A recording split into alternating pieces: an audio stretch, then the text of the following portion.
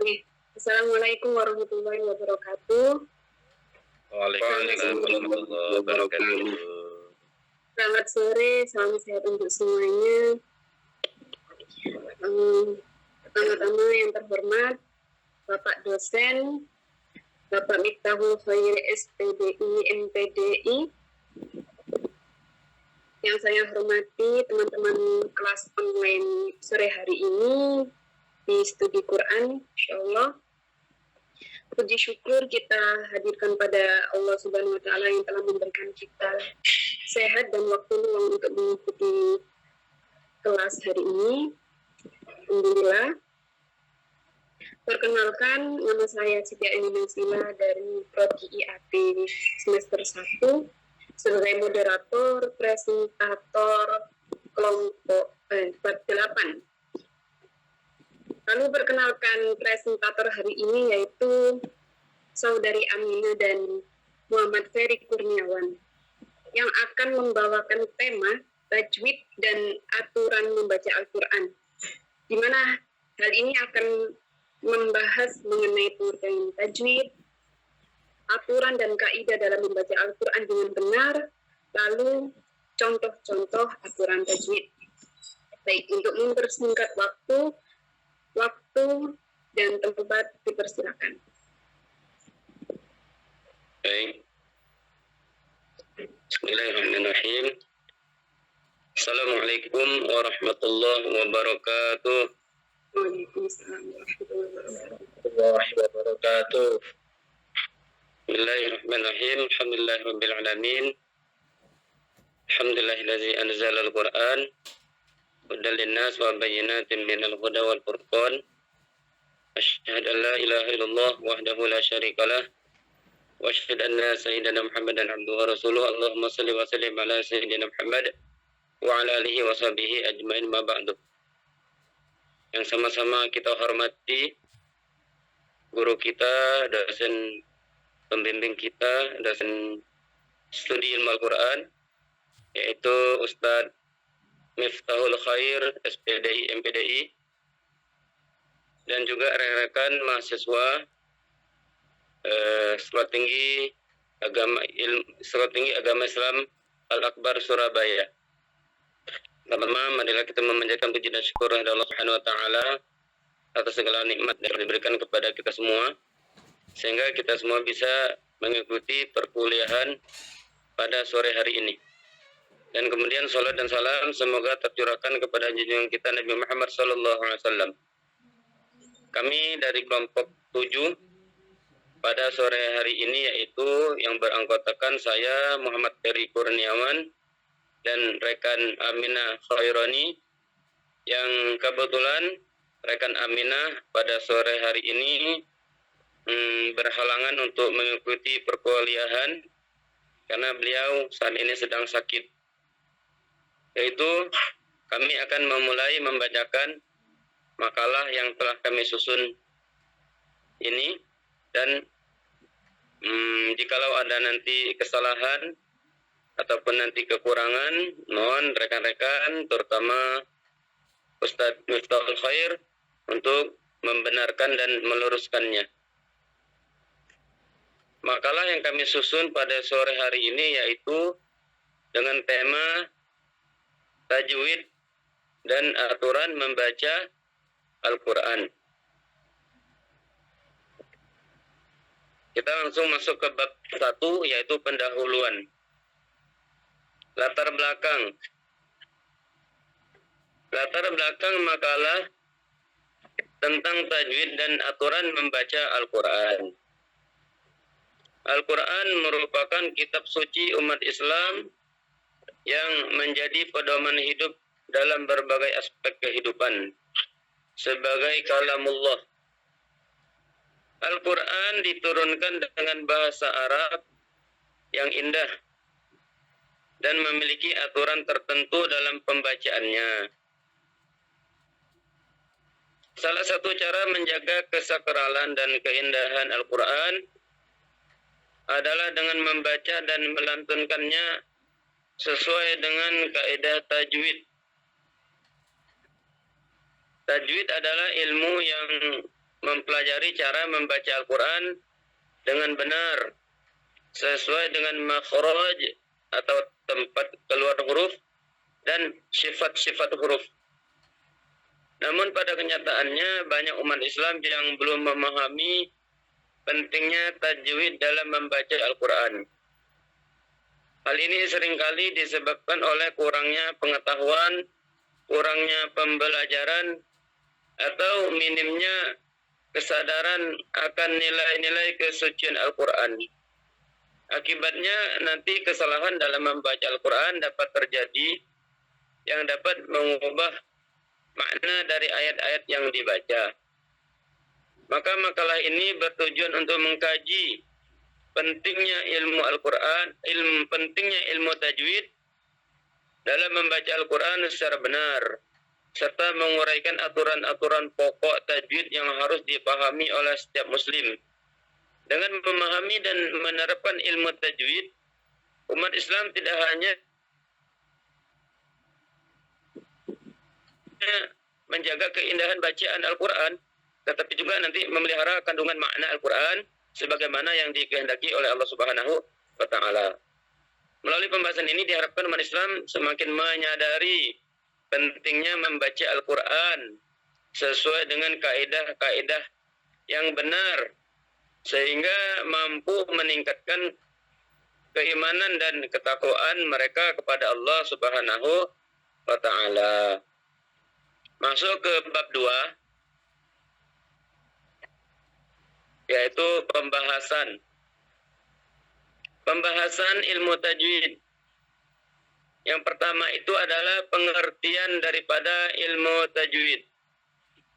Secara bahasa, tajwid berasal dari kata jawwada yujawwidu tajwidan, yang artinya membaguskan. Kata tajwid memiliki makna yang sama dengan istilah yang sudah populer di Indonesia, yaitu yang sering kita dengar sekarang ini tahsinul Quran.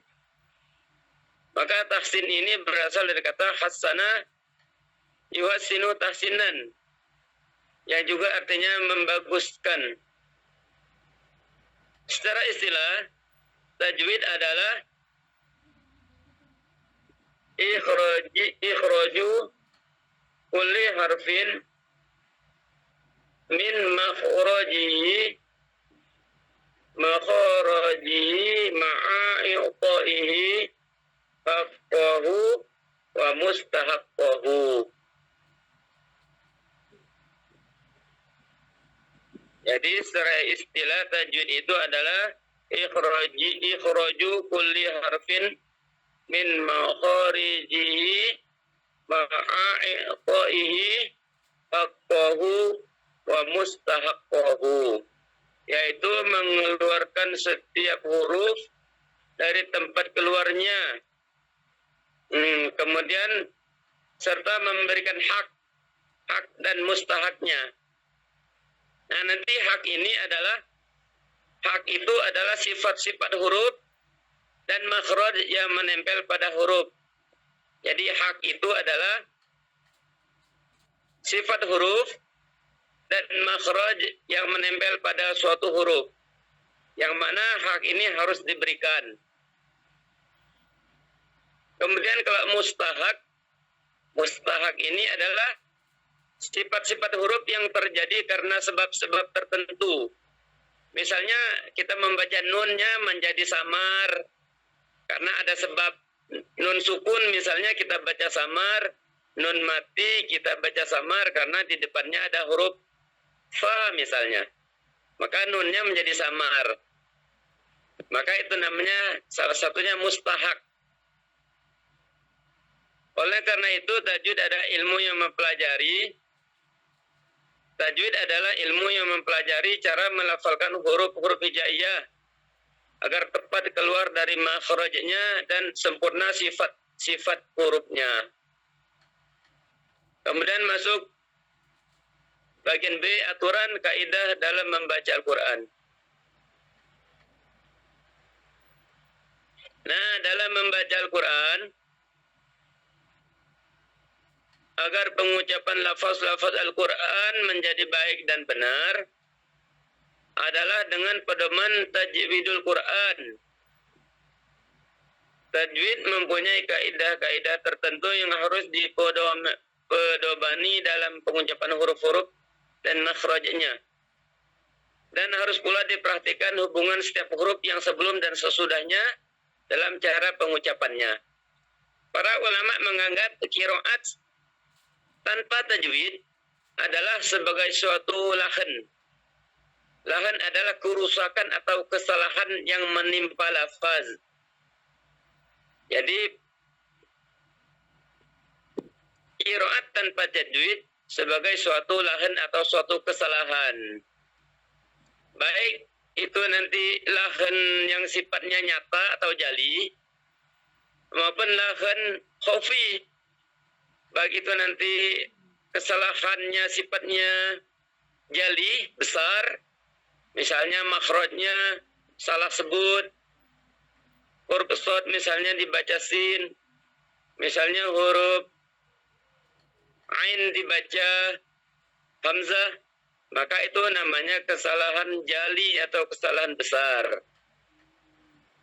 Maupun juga secara kesalahan khafi, kesalahan yang sifatnya samar-samar, misalnya ikhfa-nya kurang, gunnahnya kurang, maka itu termasuk lahan khafi atau kesalahan kecil, kesalahan yang samar. Lahan jali adalah kerusakan pada lafaz secara nyata sehingga dapat diketahui oleh ulama qiraat maupun yang lainnya.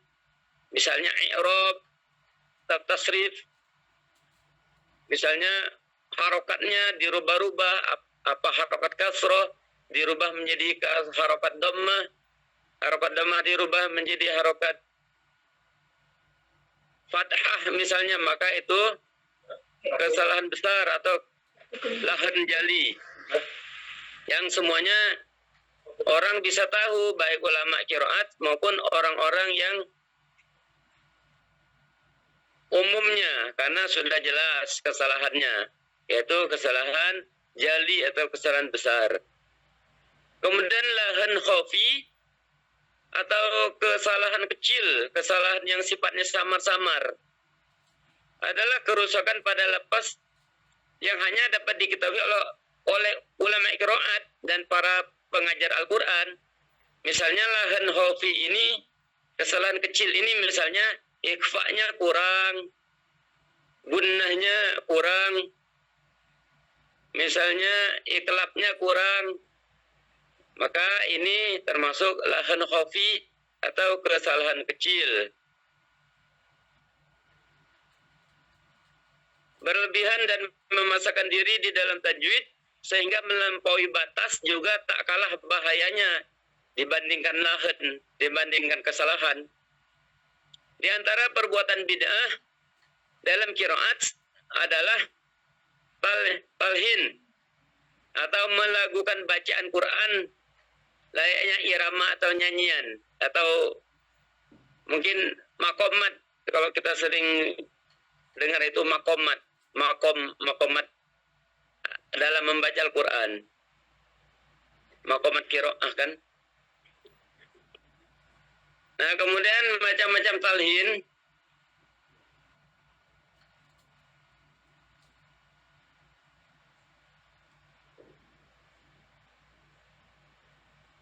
Macam-macam talhin. Pertama itu tar'id, yaitu menggeletar karena kedinginan atau kesakitan. Yang kedua tarkis, yaitu sengaja berhenti pada huruf mati, namun kemudian dihentakannya secara tiba-tiba disertai gerakan tubuh seakan-akan sedang melompat atau berjalan cepat. Kemudian tadrib, yaitu mendendangkan dan melakukan Al-Quran sehingga membaca matnya bukan pada tempatnya. Kemudian tahzin, yaitu membaca Al-Quran dengan nada memelas seperti orang yang bersedih sampai hampir menangis. Kemudian yang kelima tardid, yaitu bila sekelompok orang menirukan seorang qori, pada akhirnya bacaannya dengan satu gaya dari gaya-gaya di atas. Nah, itu bentuk bid'ah dalam membaca Al-Quran yang dibuat-buat, yang tidak dicontohkan Rasulullah. Dan kemudian yang dibawa ini, Al-Quran itu harus dibaca, ada 4 cara yang dibaca sesuai dengan kaidah ulama qiraat, para ulama qura, ataupun bacaan sesuai bacaan yang dicontohkan Rasulullah itu ada 4 cara membacanya. Pertama itu kita baca tahqiq. Tahqiq yaitu dengan cara memberikan kepada setiap huruf akan haknya sesuai dengan ketentuan yang telah ditetapkan para ulama. Kemudian yang kedua, kita itu dianjurkan membaca itu dengan tartil yang sering kita dengar dalam kehidupan sehari-hari, sebagaimana Allah berfirman, "Waratilil Qur'ana tartila." Quran surah Al-Muzammil ayat 4. Dan bacalah Al-Quran itu dengan tartil. Apa tartil? Yaitu membaca Al-Quran dengan bacaan yang pelan dan tenang, dengan memperhatikan hukum-hukum tajwidnya, makhrajnya. Maka itulah bacaan, sebaik-baik bacaan itu adalah bacaan Al-Quran dengan tartil, atau membacanya dengan pelan atau perlahan-lahan. Kemudian yang ketiga yaitu hadar, yaitu dibaca dengan cepat, tetapi memperhatikan syarat-syarat pengucapannya benar. Nah, ini hadar ini biasanya untuk orang yang menghafal. Orang menghafal Al-Quran biasanya membaca dengan cepat, itu mungkin dengan tingkatan yang ketiga ini, hadar. Para hafiz biasanya kalau menghafalkan dengan bacaan cepat, yaitu yang tingkatan ketiga ini, yaitu hadar. Kemudian cara membaca Al-Quran yang dianjurkan itu yang keempat adalah tadwir, yaitu pertengahan antara tahqiq dan hadar. Nah, kemudian hukum-hukum tajwid. Nah, hukum-hukum tajwid di sini sering kita sudah paham semua, insya Allah. Nah, nanti kalau misalnya di referensi makalah ini kurang jelas, nanti bisa kawan-kawan mungkin sudah punya buku-buku tajwid, mungkin bisa lebih lengkap lagi referensinya. Mungkin bisa teman-teman bisa mencari referensi yang lain, kitab-kitab tajwid yang lainnya. Mungkin seperti Tuhfatul Atfal kan, itu ada. Nah, hukum yang pertama, hukum tajwid itu pertama hukum nun mati dan tanwin. Nun sukun atau nun mati dan tanwin. Nun sukun dan tanwin memiliki 4 hukum. Yaitu nun mati itu yang pertama izhar, atau secara bahasa artinya jelas.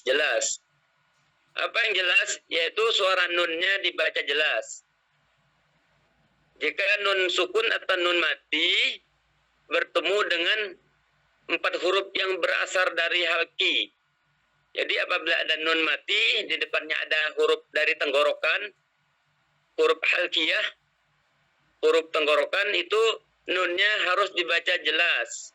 Misalnya an, in, un. Tidak boleh dibaca tapi nunnya dibaca izhar atau jelas. Yaitu apabila nun mati, di depannya ada huruf hamzah, huruf ha, huruf ain, huruf ha, huruf ukha, dan huruf ghain. Nah, itu namanya izhar halki. Kemudian hukum nun mati dan tanwin yang kedua adalah idgham. Idgham terbagi 2 jenis, ada idgham bi gunnah dan idgham bila gunnah. Idgham ini artinya memasukkan huruf bi dengan gunnah, dengan dengung. Idgham bi gunnah memasukkan dengan dengung atau dengan gunnah. Kemudian ada idgham bila gunnah, memasukkan huruf tanpa dengan digunnahkan atau didengungkan. Idgham bi gunnah adalah idgham yang didengungkan huruf-hurufnya.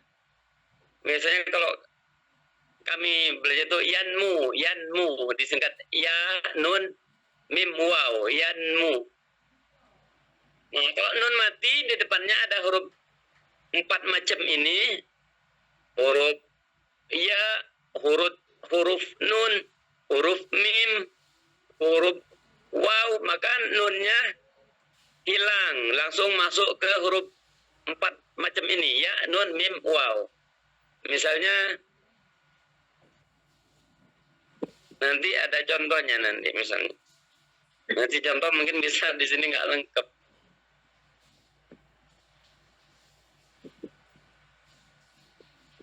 Nah, ada pengecualian tapi nanti ada pengecualian untuk idgham, ada juga yang tidak dileburkan.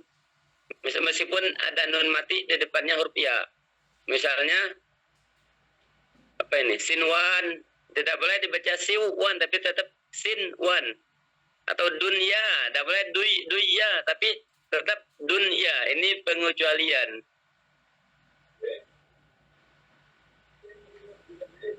Nah, kemudian idgham bila guna adalah idgham tanpa guna. Memasukkan nun mati atau tanwin ke huruf yang di depannya tanpa didengung. Huruf idgham bila guna ini ada dua. Yang pertama lam, kedua ro. Nah, kemudian yang ketiga iklab. Hukum nun mati atau tanwin itu iklab. Iklab itu yaitu membalikkan. Iklab berasal dari kata kolaba, itu membalikkan. Apa yang dibalikkan yaitu nun mati apabila di depannya ada huruf ba. Nun mati atau tanwin bertemu huruf ba, maka nun matinya menjadi huruf mim. Misalnya bizan bihim menjadi bizam bihim. Nah, misalnya nunnya berubah menjadi huruf mim apabila nun mati di depannya ada huruf ba. Nah, bizan bihim menjadi bizam bihim. Kemudian yang keempat terakhir, hukum nun mati atau tanwin ini ikhfa. Nah, ikhfa ini jika nun sukun atau tanwin bertemu dengan huruf yang ada 15 macam. Ada 15. Itu nanti nunnya dibaca samar. Nunnya bukan dibaca an, tetapi misalnya anzalna, inna anzalna. Nah, nunnya tidak boleh dibaca inna anzalna, tapi anzalna. Nunnya dibaca samar apabila nun mati atau tanwin berjumpa hurufnya 15. Huruf kaf, huruf qaf, huruf fa, huruf dha, huruf ta, huruf dhat, huruf shad, ain, apa ini? Shad, ada jim, sin, zai, zal, dal, jim, huruf sa, huruf ta. Nah, jadi hukum nun mati atau tanwin ada 4 macam. Izhar halki, idgham biguna, idgham bila guna, iklab dan ikhfa. Kemudian masuk yang berikutnya hukum mim mati dan nun yang bertasdid. Kalau mim ada huruf mim dan ada huruf nun bertasdid, maka dia itu disebut huruf gunnah. Huruf gunnah. Jadi nun bertasdid dan mim bertasdid namanya huruf gunnah atau wajibul gunnah. Wajib dibaca dengung. Misalnya inna. Misalnya ma, amma. Nah, nanti untuk gunnah ini ada perbedaan ulama. Ada gunnah itu kadarnya 2 harokat. Ada ulama mengatakan gunnah ini panjangnya 3 harokat. Seperti di kitab Tuhfatul Atfal itu kadar panjangnya gunnah ini untuk mim dan nun itu 3 harokat. Misalnya inna, 3 ketukan maksudnya. Misalnya amma.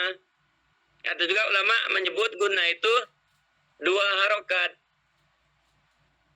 Kemudian mim sukun atau mim mati. Mim mati ada 3 macam cara membacanya, yaitu ikhfa, idgham, dan izhar.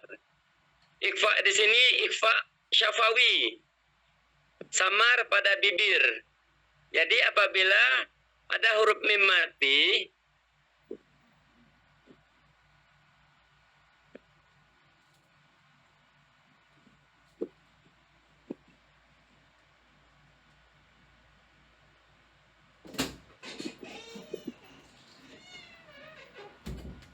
nah, ikhfa di sini misalnya ada huruf mim mati, di depannya, di belakangnya ada huruf ba, ada mim mati, di depannya ada huruf ba. Di depan mim mati itu ada huruf ba. Atau huruf ba didahului huruf mim sukun, maka disebut ikhfa syafawi. Ikhfa samar, syafawi itu bibir, jadi samar pada bibir. Karena huruf mim ini kan huruf yang keluar dari bibir, 2 bibir atau asyafatain. Kemudian mim mati yang kedua hukum membacanya idgham. Bisa juga ada yang makan idgham mimi, ada juga nyebutnya idgham mislain, yaitu apabila mim mati di depannya ada huruf mim lagi. Mim mati berjumpa huruf mim, maka cara membacanya mimnya harus didengung 3 harokat.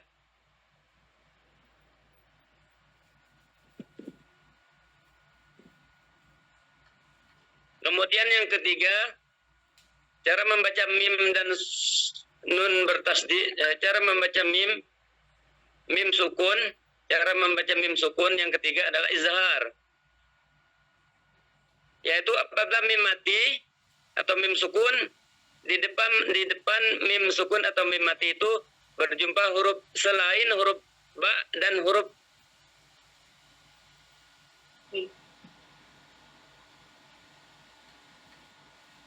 selain huruf ba dan huruf mim. Nah, disebut izhar syafawi.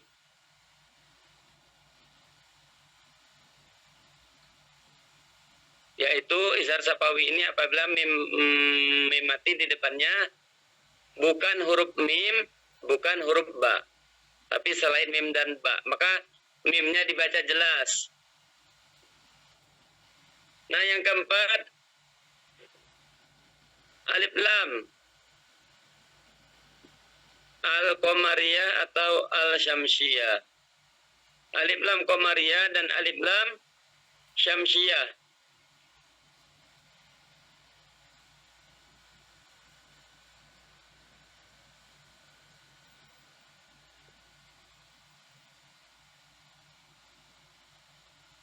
Nah, alif lam qamariyah dan alif lam syamsiyah yaitu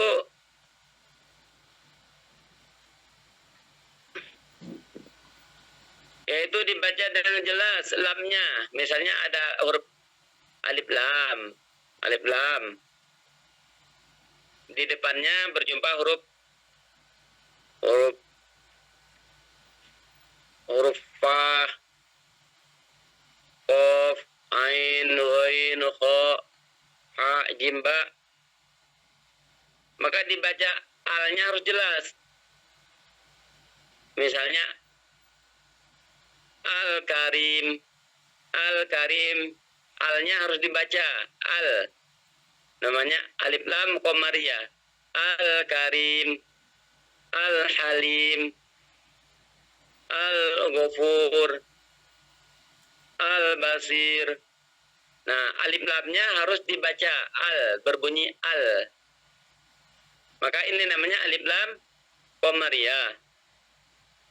Izhar. Kemudian yang kedua idgham, yaitu alif lam ini dileburkan ke huruf yang ada di depannya. Misalnya alif lam, di depannya ada huruf lam, huruf zo, huruf to, huruf dot, sod, shin, sin, zai, ro, za, dal, ta, sa, dan ada 14. Maka alif lamnya tidak dibaca jelas. Dia masuk ke huruf di depannya, huruf 14 ini. Misalnya, al-tawwab, bacanya at-tawwab. Lamnya hilang. At-tawwab. Lamnya hilang. Maka disebut alif lam syamsiyah. Misalnya, as-sodiqina, as-sodiqin. Bukan dibaca al-sodiqin, tapi as-sodiqin. Kemudian, at-tariq. Tidak dibaca al-tariq, tapi at-tariq. Maka ini namanya idgham atau alif lam syamsiyah.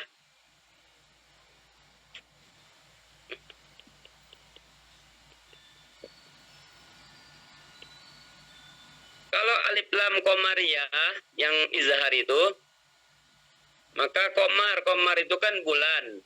Jadi kalau bulan itu bercahaya, kalau pada malam hari ada bulan muncul, maka cahaya-cahaya bintang masih kelihatan.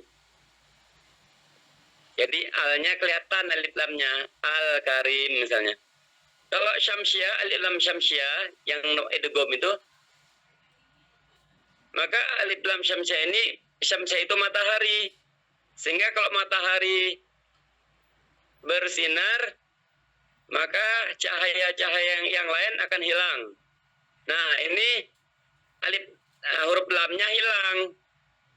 Tidak dibaca, tapi langsung ke huruf di depannya. Contohnya, at-tawwab, bukan al, tapi at-tawwab. Sehingga lamnya dilewatkan, tidak dibaca. Kemudian lam fi'il. Lam fi'il secara mutlak dibaca jelas. Contohnya apa ini? Qul. Misalnya fi'il ya.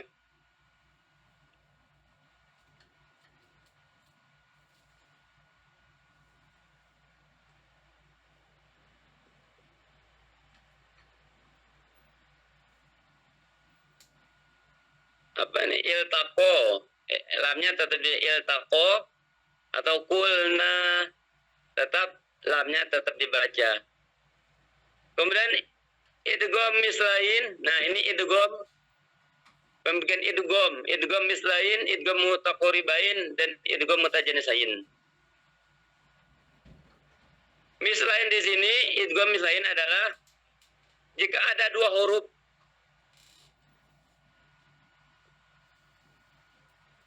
yang sama, sifat dan makhraj hurufnya sama. Contoh di sini ada izhaba, maka langsung masuk ke huruf zal depannya. Izhaba. Idgham mislain berjumpa dua huruf yang sama, makhraj dan sifatnya. Kemudian idgham mutaqaribain, yaitu huruf yang berdekatan, tapi sifat hurufnya berbeda. Nah, ini contoh nggak ada di sini. Mutaqaribain, tidak ada contoh di sini. Kemudian idgham mutajanisain adalah jika makhrajnya sama, sifat hurufnya berbeda. Kemudian hukum mad.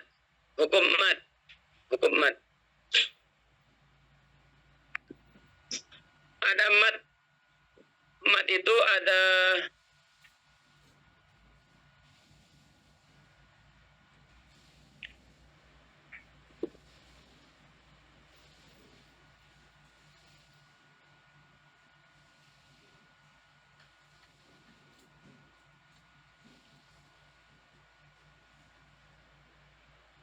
hukum mad di sini sebenarnya ada dua, ada mad mat tabi'i dan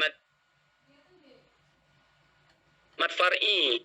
Cuman di sini Aminah yang bikin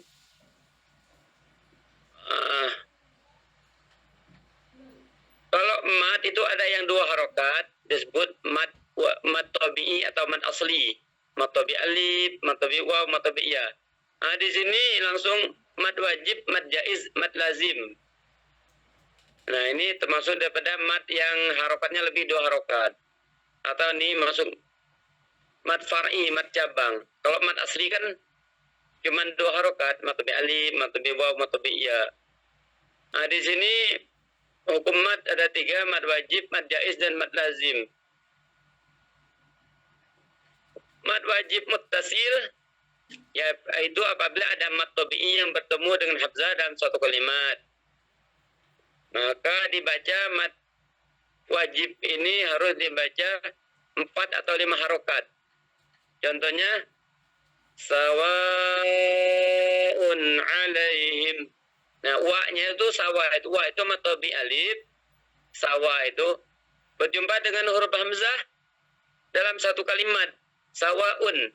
Maka sawaun itu mat wajib muttasil. Wajib artinya wajib dibaca 4 atau 5 harokat. Muttasil bersambungan, yaitu mat tabi'i waw, mat tabi'i alifnya bersambung dengan hamzah. Sawaun, maka dibaca sawaun alaihim, dibaca 5 harokat. Sawaun alaihim. Nah, kemudian mat jaiz munfasil, yaitu apabila ada mat tabi'i berjumpa dengan huruf hamzah, dia itu terpisah, tidak bersambung. Artinya munfasil, berpisah. Mat tabi'inya berpisah dengan huruf hamzahnya. Contoh di sini,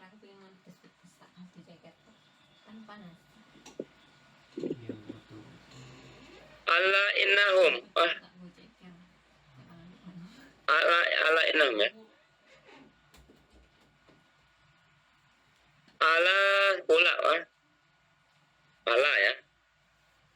Ala la-nya itu mat tabi'i alif berjumpa dengan huruf hamzah innahum, tetapi dia itu berpisah atau munfasil, maka disebut mat jaiz munfasil. Jaiz artinya boleh dibaca 2, boleh dibaca 4, boleh dibaca 5, atau boleh dibaca 6. Dan ada perbedaan ulama juga kan.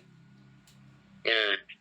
Kalau kita baca 5, ala innahum. Nah, mat jaiz munfasil, yaitu apabila ada mat tabi'i berjumpa dengan huruf hamzah, berbeda kalimat. Tidak nyambung antara mat tabi'i dengan hamzah yang ada di depannya. Ala kalimat tersendiri, innahum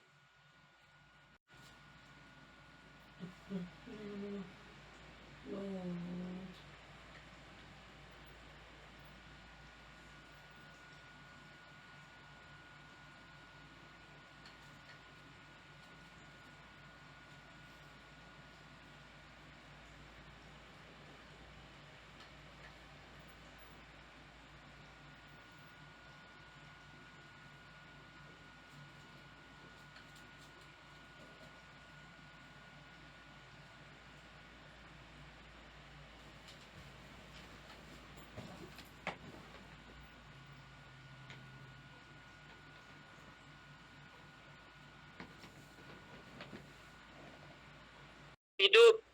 Huruf hidup itu kita baca secara waqaf, kita baca secara berhenti. Mad aril sukun nih, misalnya contohnya di situ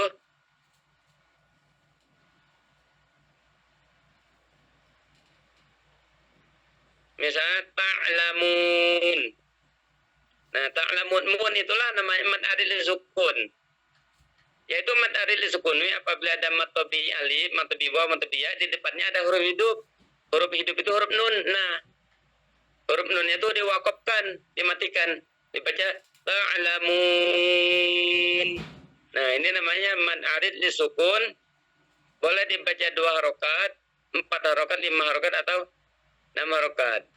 Contoh mad arid li sukun, nasta'in.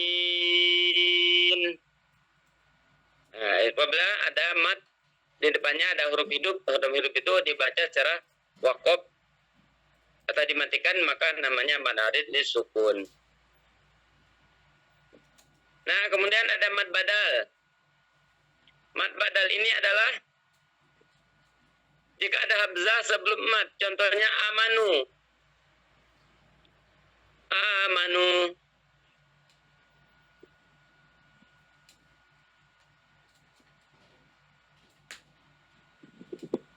Atau imanan. Jadi amanu ini A-nya panjang 2 harokat, namanya mad badal. Amanu, asal katanya manu, asal katanya manu, ada hamzah mati atau ada hamzah sukun. Manu, kemudian hamzah yang mati itu dihilangkan, diganti dengan bacaan alifnya panjang, amanu. Jadi huruf hamzahnya hilang, asal katanya manu, tetapi hamzahnya dihilangkan, kemudian dibadalkan dengan bacaan alifnya panjang, 2 harokat, amanu. Nah. Kemudian mad lazim adalah jika sukun bersambung sama mad baik secara waqaf maupun maf'ul.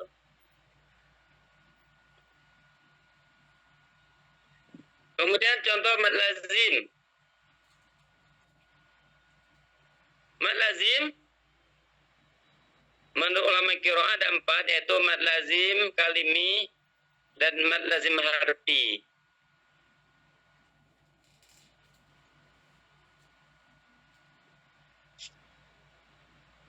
Maaf ini rekan-rekan semua, ini contohnya tidak ada karena yang bikin makalahnya saudari Aminah, rekan Aminah. Jadi contoh-contohnya nanti bisa dicari di referensi yang lain. Ada mad lazim kilmi, kemudian mad lazim harfi.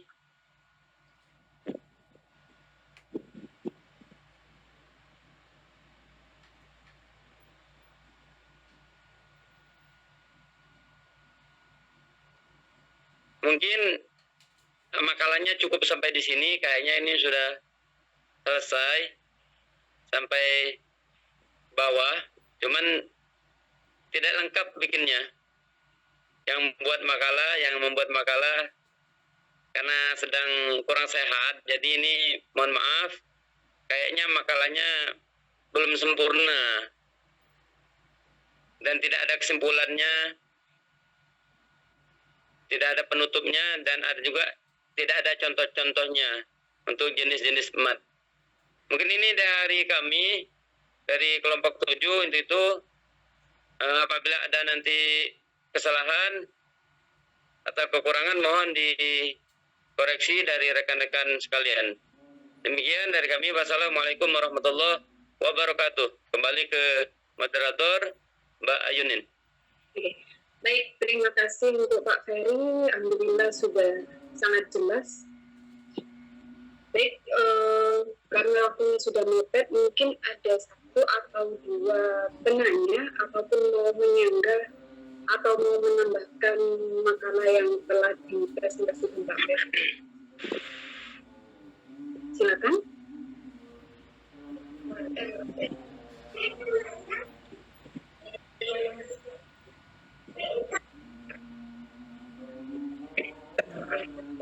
Assalamualaikum warahmatullahi wabarakatuh. Waalaikumsalam warahmatullahi wabarakatuh. Ya, terima kasih rekan Ferry atas presentasinya.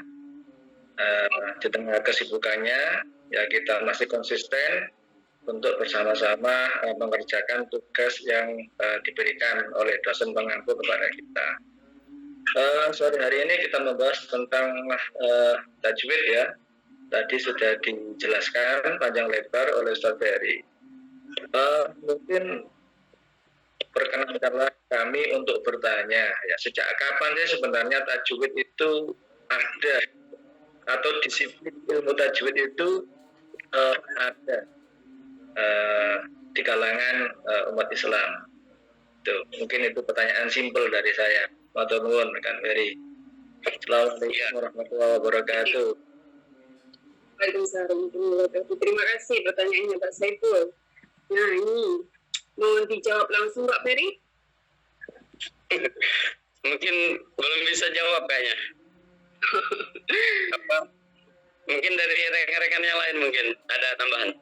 Oke, baik. Dipersilakan untuk teman-teman yang ingin berusaha menjawab atau mau bertanya lagi. Insyaallah Kak Hadijah ini yang mengangkat tangan. Baik, dipersilakan. Assalamualaikum warahmatullahi wabarakatuh. Ini saya belum bisa menanggapi, tapi saya mau bertanya. Tadi ada macam-macam talhin. Nah, Ustadz, bagaimana kalau misalnya dengan biasanya ada kori-kori yang bacaannya tuh panjang gitu, atau ada juga yang misalnya seperti kan tadi ada diserupakan dengan nyanyian, misalnya seperti yang viral-viral saat ini di YouTube yang membuat konten Quran, murotal Quran, lalu dengan nada-nada atau lagam-lagam tertentu. Apakah hal tersebut juga termasuk ke dalam talhin? Itu aja, terima kasih. Barakallahu fikum. Terima kasih Hadijah. Rekan Ferry sudah siap? Ya, baik. Yang pertama tuh dari rekan Saiful, Kang Saiful, yang tadi sejak kapan itu ilmu tajwid ada? Sebenarnya pada prinsipnya, kalau menurut pendapat saya itu ilmu tajwid itu sudah ada semenjak Al-Quran itu diturunkan. Karena Imam Ibnu Jazari itu berkata, membaca Al-Quran dengan tajwid itu hukumnya wajib. Barang siapa yang membaca dengan tidak tajwid, maka ia itu akan berdosa. Karena seperti itulah Allah menurunkan Al-Quran dengan tajwid. Jadi Allah itu menurunkan Al-Quran itu dengan tajwid. Dan juga sebagaimana Rasulullah membaca Al-Quran juga dengan tajwid. Karena Rasulullah bersabda, warattilil Qur'ana, Allah berfirman, warattilil Qur'ana tartila. Dan bacalah Al-Quran itu dengan tartil. Nah, tartil itu artinya membaca Al-Quran perlahan-lahan dengan memperhatikan hukum-hukum tajwid dan memperindah suara. Nah, kalau untuk masalah ulama yang mengembangkan ilmu tajwid, mungkin saya belum ini, Kang Saiful ya, belum mendapatkan referensi. Cuman ada Imam Ibnu Jazari itu kan yang kitab ini Tuhfatul Atfal ini kalau nggak salah kan, kalau nggak salah itu ulama yang mengembangkan ilmu tajwid,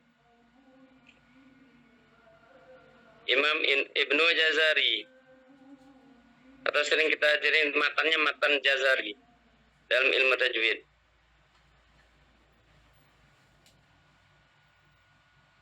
Nah, mungkin itu Kang Saiful.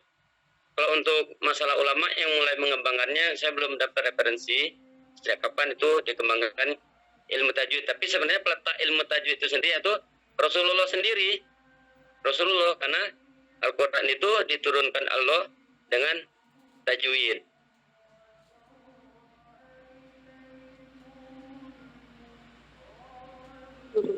Baik. Ini sepertinya ada rekan kita yang membantu menjawab, yaitu Ibu Siti Maulidah. Ya. Saya bacakan jawabannya dari Ibu Siti Maulidah, yaitu mengenai perkembangan ilmu tajwid sebagai disiplin ilmu secara sistematis itu terjadi pada abad kedua dan ketiga Hijriah. Seiring dengan berkembangnya ilmu-ilmu keislaman lainnya, para ulama seperti Abu Amr Ad-Dani dan Imam Asy-Syatibi memberikan kontribusi besar dalam kodifikasi dan sistematisasi ilmu tajwid. Nah, mungkin itu yang bisa dijawab. Afwan, izin menanggapi. Saya baru ingat kemarin saya saya presentasi itu bab pembukuan penyusunan Al-Quran ya kalau nggak salah, sama ilmu hadis. Nah di situ diterangkan untuk teknik membaca Quran itu mulai di eranya Utsman bin Affan, setelah eranya Abu Bakar As-Siddiq. Jadi agar semua umat Islam bisa membaca dengan cara yang benar, dengan melafalkan dengan cara yang tepat dan benar di berbagai penjuru dunia. Kalau nggak salah itu. Seingat saya kemarin presentasi yang beberapa minggu lalu yang bagian saya. Afwan. Terima kasih, Kak Hadijah. Untuk Kang Saiful, apakah ada tanggapan?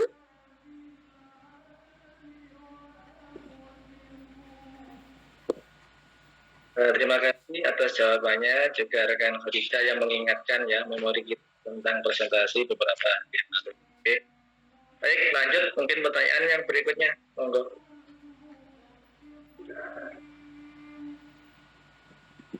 Mengenai ini, moderator izin. Ya. Yang tadi pertanyaan rekan Khadijah tadi. Yang masalah lagu ya. Ya, Pori. Korea itu kan namanya kan makomat ya. Kita sering istilahnya makomat tingkatan nada dalam membaca Al-Quran. Itu kan makomat itu kan ada 7 kan, 7 makomat kan. Ada yang sering kita dengar bayati, hijaz, nahawan. Jenis-jenis lagu dalam membaca Al-Quran atau makomat ada bayati, ada hijaz, nahawan, ada ros. Nah, itu memang kadang-kadang itu menyalahi kaidah tajwid. Kadang-kadang mat tabi'inya terlalu panjang. Itu kalau saya sering dengar, tapi saya tidak bisa mempraktekkannya itu jenis-jenis makomat ini karena saya tidak memiliki kemampuan di bidang makomat gitu kan. Gitu. Cuma memang kadang-kadang ada yang kepanjangan, matnya kepanjangan. Itu memang ada sedikit kejanggalan kalau kita membaca Al-Quran dengan makomat atau dengan irama-irama yang tadi disebutkan. Baik, terima kasih atas jawabannya, Kak Ferry. Untuk Kak Hadijah, apakah sudah cukup menjawab? Insya Allah sudah. Oke, selanjutnya karena waktu sudah mepet maghrib, kita langsung serahkan kepada dosen kita, yaitu Ustadz Miftahul Khair. Waktu dan tempat dipersilakan.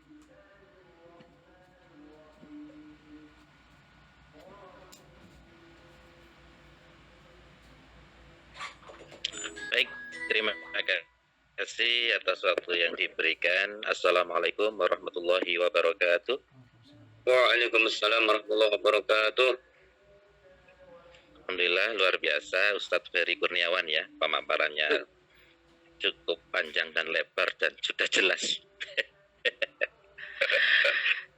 Dan kelihatan sekali beliau menguasai tentang ilmu tajwid ini ya.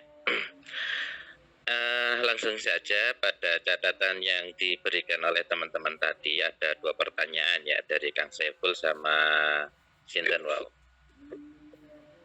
Mbak Khadijah. Oke. Yang pertama terkait dengan kapan sih? Kapan atau siapa tadi yang ditanyakan? Kang Saiful. Kapan? Sejak kapan? Sejak kapan? Ya, disiplin ilmu tajwid. Sejak kapan adanya disiplin ilmu tajwid ya? Oke. Baik. Disiplin ilmu tajwid benar tadi sebagai catatan teman-teman yang jawab di chat tadi ya. adanya terkodifikasi berupa ilmu itu sekitar abad kedua atau abad ketiga ya, 224-an Hijriyah gitu ya. Itu baru ada ilmu tajwid sebagai ilmu, dalam arti sudah ada kodifikasi, sudah ada karya kitab yang membahas terkait dengan bacaan-bacaan Al-Quran seperti yang dijelaskan oleh Ustadz Ferid tadi. Namun sebagai sebuah konsep dalam membaca Al-Quran, tentu saja tajwid itu sudah ada sejak diturunkannya Al-Quran itu sendiri. Hal ini nampak sekali di dalam ayat Al-Quran ya, terutama tadi yang sudah disitir, sudah disinggung. Bismillahirrahmanirrahim, warattilil Qur'ana tartila. Bacalah Al-Quran dengan tartil, dengan pelan, dengan tenang, dengan benar ya. Itu adalah konsep-konsep dalam membaca Al-Quran ya, dengan benar, dengan tenang, dengan tartil.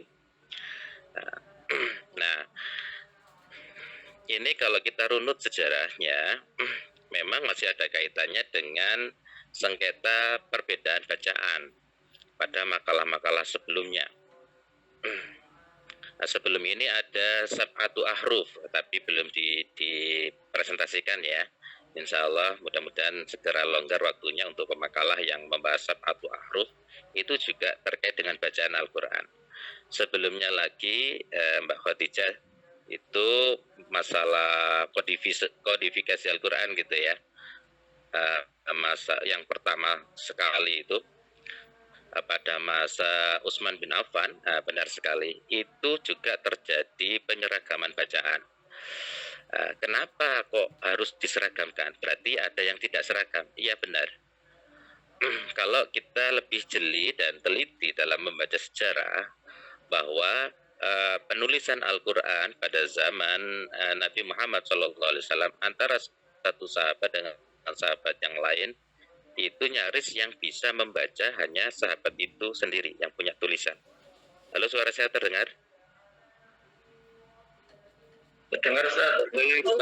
Alhamdulillah. Oke. Jadi teknik penulisan masih sangat sederhana sekali, sehingga seakan-akan seperti hanya simbol-simbol begitu ya, tidak ada titik, itu sama semuanya, cimha kok sama dal sama, dan seterusnya, sodot tidak ada titik, tidak apalagi harok dan seterusnya. Nah, sehingga banyak para sahabat itu yang untuk membaca tulisan sahabat yang lain itu ya kesulitan. Dan biasanya yang bisa membaca itu yang menulis, karena yang diandalkan oleh para sahabat saat itu adalah muhafadzah, penghafalan. Dihafalkan apa yang didengar dari Rasulullah SAW, sementara catatan itu adalah mengikat, artinya membantu hafalan mereka biar sesuai dengan apa yang dicatat di hadapan Rasulullah SAW. Dan ini semakin lama semakin mengalami penyempurnaan. Kita lihat pada masa Sayyidina Ali karamallahu wajhah itu terjadi penyempurnaan, yaitu ketika sahabat ya Abul Aswad Ad-Du'ali melaporkan terjadinya penyimpangan bacaan seperti ma ajmala sama'a. Ya Abi, ya, ada seorang anak bertanya kepada ayahnya, ma ajmala sama'u gitu. An-Nujum, jawabannya begitu. Ini di kitab Nahwu ada, ini di kitab Surumiyah. Loh, bukan begitu maksud saya. Kalau diartikan ma'ajmala sama itu artinya adalah apa yang membuat langit itu indah. Ayahnya menjawab bintang. Nah, padahal maksud anaknya itu ingin mengungkapkan kekaguman betapa langit itu kok sangat indah sekali gitu ya, dengan pernak-pernik bintang-bintangnya. Oh alah, kalau itu yang kamu maksud anakku, bukan ma'ajmalas sama'u yang kamu baca, tapi ma'ajmalas sama'a. Jadi ma itu bukan istifham, tapi ma ta'ajub. Nah, untuk mengungkapkan kekaguman. Nah, ternyata salah harokat sama'u dengan sama'a itu menimbulkan pengertian yang berbeda. Ma'ajmalas sama'a ya abi, misalnya. Betapa indahnya langit itu. Harusnya begitu, bukan ma'ajmalas sama'u. Nah, itu dilaporkan kepada Sayyidina Ali karamallahu wajhah, dan itu tidak hanya seperti ya sepenggal percakapan yang terjadi salah paham gara-gara salah harokat. Maklum yang berbicara itu bukan Arabi tapi Ajami, yang bukan Arab asli gitu ya. Sehingga Abul Aswad Ad-Du'ali diperintahkan oleh Sayyidina Ali karamallahu wajhah untuk menulis kaidah-kaidah dalam membaca bahasa Arab atau Al-Quran dalam hal ini. Ya, jadi Sayyidina Ali memerintahkan nahwa hadza misalnya gitu. Ya datangkanlah contoh-contoh yang semisal ma'ajmalas sama'a ini untuk yang lain contoh-contoh yang lain supaya bacanya tidak salah, tidak terjadi. Nahwa hadza itu ya jadi ilmu nahwi itu ya, ilmu nahwi itu adalah ilmu contoh-contoh begitu. Nah, ini cikal bakal ilmu nahwu dari situ Abul Aswad Ad-Du'ali. Nah, setelah itu di generasi selanjutnya sahabat tabi'in ada Imam Khalil Ahmad Al-Farahidi. Khalil bin Ahmad Al-Farahidi. Ini lebih menyempurnakan lagi. Jadi yang pada saat Abul Aswad Ad-Du'ali masih tanda baca itu hanya titik atas, titik bawah begitu. Di tangan Khalil bin Ahmad Al-Farahidi ini disempurnakan. Tanda baca fathah kasrah dhamma lebih sempurna, tasdid sukun itu disempurnakan semuanya. Bukan hanya titik-titik, tapi juga dengan syakal atau harokat yang kita kenal saat ini. Itu adalah jasanya Imam Khalil bin Ahmad Al-Farahidi, gurunya Imam Sibawai, atau punya murid namanya Imam Sibawai yang terkenal dengan ahli nahwu. Itu, dan seterusnya pada abad kedua di tangan ada yang membukukan Abu Ubaid Al-Qasim bin Salam. Ini tahun 224 Hijriah, yang baru menyusun buku tulisan pembahasan tentang hukum-hukum bacaan Al-Quran seperti yang diterangkan Ustaz Ferry tadi. Ya, ada izhar, ikhfa, iqlab, mat lazim, dan seterusnya. Semua pembahasan tajwid itu Abu Ubaid Al-Qasim bin Salam. Itu pada abad 224 Hijriah. Jadi sudah 200 tahun lebih ya, gitu ya. Kemudian baru disusul Imam Abu Amr Ad-Dani tadi, yang itu sudah 400-an Hijriah, itu 444 Hijriah. Nah, kalau Imam Ibnul Jazari yang sering dikutip oleh Ustadz Ferry tadi itu baru di abad 800-an, tahun 800-an, abad ke-9 ya, 833 Hijriah. Nah, inilah yang banyak dipelajari di pesantren ya, terutama di kitabnya Tuhfatul Atfal ya Ustadz Ferry ya. Iya, Tad. Nah, itu tadi disebutkan kalau belajar membaca Al-Quran harus bertajwid. Kalau tidak bertajwid maka berdosa ya. Kalau nggak salah nadhamannya begini di muqaddimahnya Jazari itu, wal akhdhu bit tajwidi hatmun lazimun man lam yujawwidil Qur'ana asimun. Mengambil ilmu tajwid dalam membaca Al-Quran itu adalah sebuah keharusan dan kewajiban. Barang siapa membaca Al-Quran tanpa bertajwid, maka hukumnya dia berdosa. Saya kira itu untuk pertanyaan Kang. Pertanyaan siapa yang pertama tadi? Kang Saiful ya? Kang Saiful. Itu untuk yang kedua terkait dengan maqamat yang viral di media sosial gitu ya. Apakah itu sudah sesuai bacaannya dengan ilmu-ilmu tajwid atau tidak? Tadi sebenarnya sudah disinggung oleh Ustadz Ferry, itu adalah salah satu cara dalam membaca Al-Quran ya, tahsin ya, memperbagus bacaan Al-Quran dengan mengikuti nada-nada tertentu, langgam atau makomat gitu ya. Ada variasi-variasi lagu yang memang itu sudah mulai abad pertengahan itu sudah digunakan ya, seperti Bayati, lagu Jiharga, lagu Jawabul Jawab dan seterusnya. Dan itu boleh, bahkan bagus ya, bahkan kalau di lomba-lomba MTQ itu kan biasanya pakai nada-nada atau langgam nagom-nagom seperti itu ya, makomat itu yang dipakai. Kalau yang Ramadan kemarin yang saya ingat itu yang viral itu yang surat Maryam ayat 30 itu ya, itu dengan santainya dia membaca dan saya dengerin ya juga enak juga sih, yang mengisahkan tentang bagaimana Nabi Isa berbicara ya, ketika dia masih bayi. Kalau saya boleh menyitir sedikit, Bismillahirrahmanirrahim. Qala inni abdullahi ataniyal kitaba wa ja'alani nabiyya. Yang seperti itu. Itu kemarin itu viral gitu ya. Dan itu nggak apa-apa, sah-sah saja. Kurang panjang. Iya, ya nanti di kesempatan yang lain ini soalnya sudah azan ini di sini. Iya. Saya kira itu selama tidak keluar dari koridor tata cara membaca Al-Quran sesuai dengan ilmu tajwid, saya pikir tidak ada masalah ya pakai makomat yang seperti itu, Jiharga, lagu Soba, Jawabul Jawab dan seterusnya. Saya kira itu dari saya. Apakah ada teman-teman yang masih ingin disampaikan? Ustadz, saya mau tanya Ustadz. Tadi kan kalau untuk masalah harokat itu kan berarti sudah satu sama lain kan sudah sama konten ya Ustadz ya.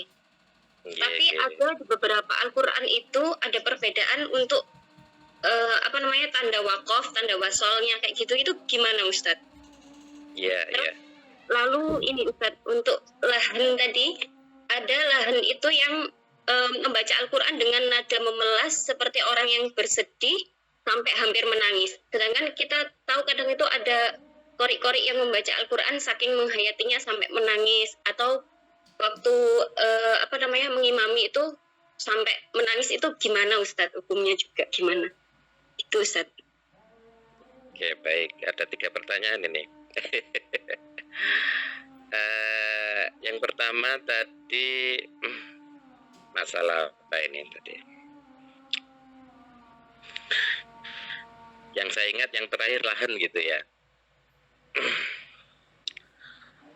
Yang terakhir lahan, yang kedua tadi apa ya? Cuma dua, satunya itu saja. Ya, satunya yang tanda wakof dan tanda wasol yang berbeda di setiap Al-Quran. Bukan setiap Al-Quran, kadang ada satu Al-Quran dengan Al-Quran yang lain itu kadang-kadang berbeda. Yang di sini kadang-kadang dia koflam, dia tanda wasol, kadang-kadang dia tanda wakof. Nah, itu seperti apa? Terus cara kita membacanya juga gimana? Ngikuti Al-Qurannya itu atau bagaimana? Itu Ustaz.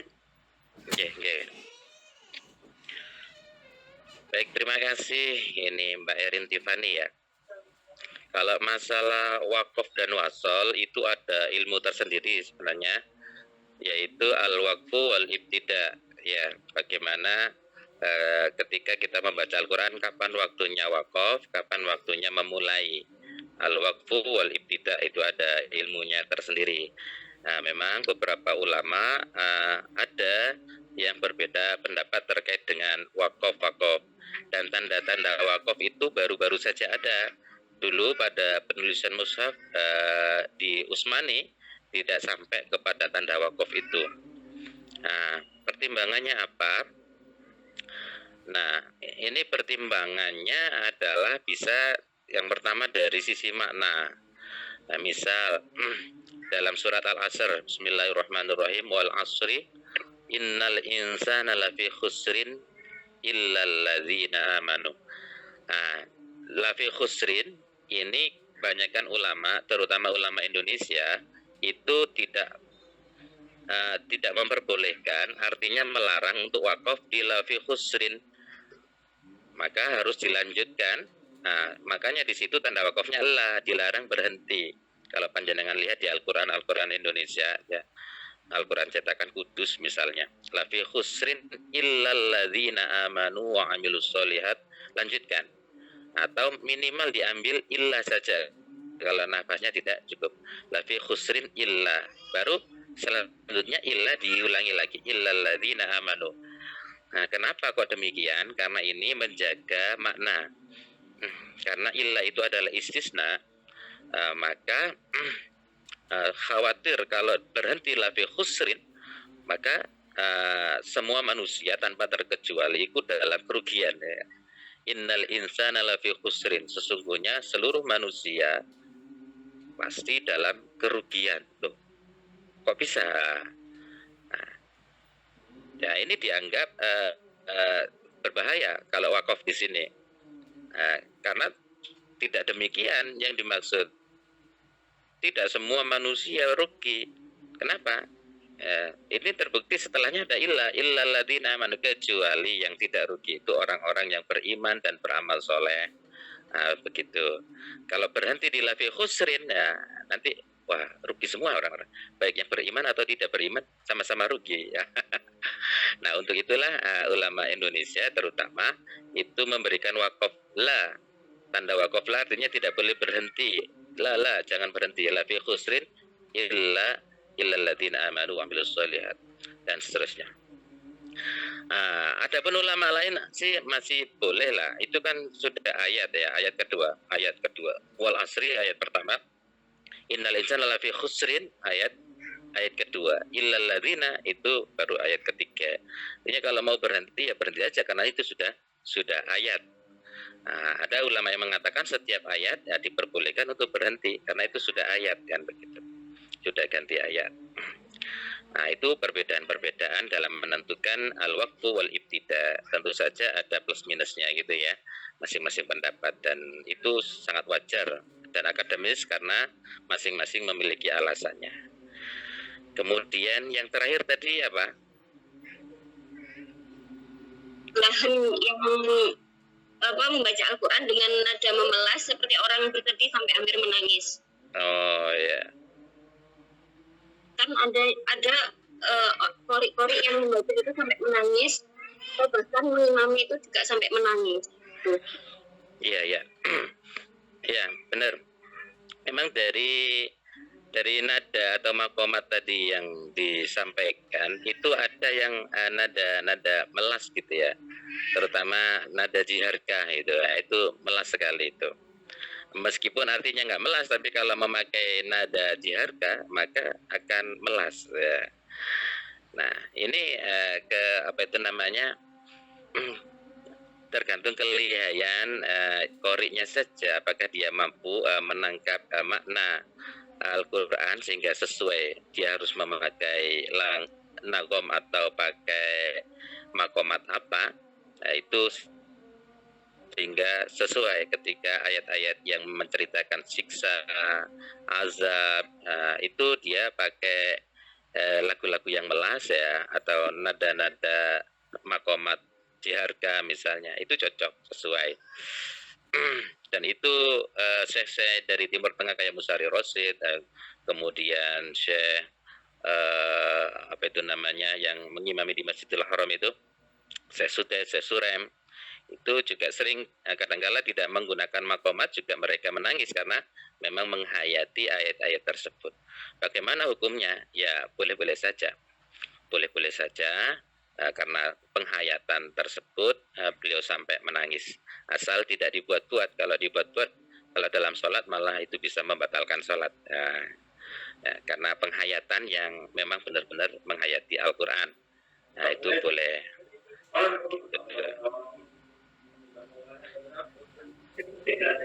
Dan itu pernah kok sahabat karena menghayati bagaimana nasibku kelak di akhirat, karena ayatnya adalah menjelaskan tentang siksa atau azab bagi pendosa, bagi orang-orang yang tidak taat kepada Allah Subhanahu wa taala kelak di akhirat.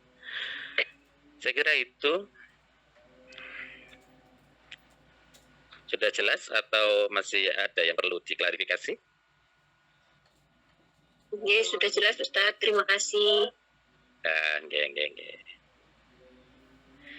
Nggih. Asal nggak dibuat-buat nggih. Dibuat-buat itu nggak nangis kok, ayat tentang surga kok malah nangis. Wah, itu kan nggak cocok ya. Harusnya kan bahagia ya. Terharu. Iya, iya. Menangis bukan selalu sedih ya, tapi kadang juga karena terharu. Baik. Teman-teman semuanya, karena waktu sudah menunjukkan 17.40 dan adzan sudah berkumandang dari tadi, ya sudah waktunya salat maghrib. Mari kita tutup bersama-sama dengan bacaan hamdalah pertemuan perkalian hari ini. Alhamdulillahirabbil alamin. Semoga menjadi ilmu yang bermanfaat. Saya kembalikan kepada moderator untuk ditutup. Silakan Mbak Siti Yunin Nasila. Baik. Terima kasih atas penjelasan dan pencerahannya baik dari presentator dan Bapak Miftahul Khair. Semoga ilmu yang diberikan hari ini berkah, manfaat insya Allah ke depannya. Baiklah, kita tutup kuliah sore hari ini dengan bacaan alhamdulillah dan doa kafaratul majlis. Alhamdulillahirabbil alamin.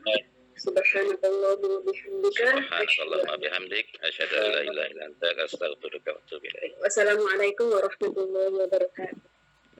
Waalaikumsalam warahmatullahi wabarakatuh. Baik, terima kasih dari saya juga. Assalamualaikum warahmatullahi wabarakatuh. Waalaikumsalam warahmatullahi wabarakatuh. Warahmatullahi wabarakatuh. Nggih, sama-sama Ustaz Ferry.